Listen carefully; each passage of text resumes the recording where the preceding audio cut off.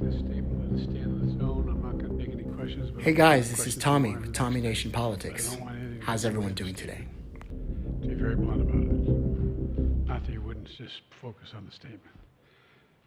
Earlier this morning, the United States Senate, as you all know, voted overwhelmingly by a margin of 70 to 29 to move forward with the bipartisan national security bill.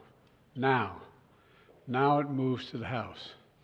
And I urge Speaker Johnson to bring it to the floor immediately. Immediately. There's no question that if the Senate bill was put on the floor in the House of Representatives, it would pass. It would pass.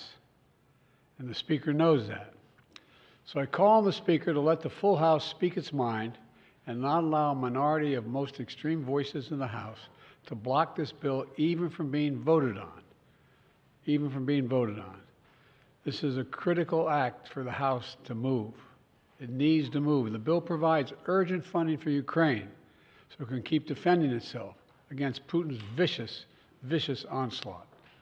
We've all seen the terrible stories in recent weeks. Ukrainian soldiers out of artillery shells, Ukrainian units rationing rounds of ammunition to defend themselves, Ukrainian families worried that the next Russian strike will permanently plunge them into darkness or worse. This bipartisan bill sends a clear message to Ukrainians and to our partners and to our allies around the world. America can be trusted.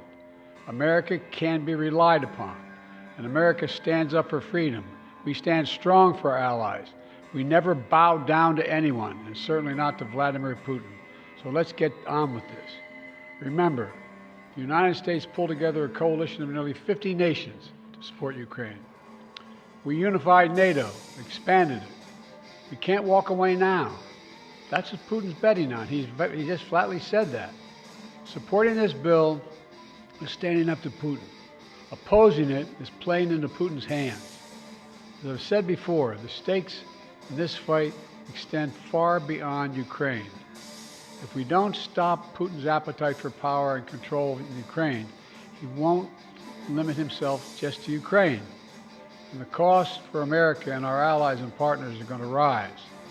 For Republicans in Congress who think they can oppose funding for Ukraine and not be held accountable, history is watching. History is watching. History is watching.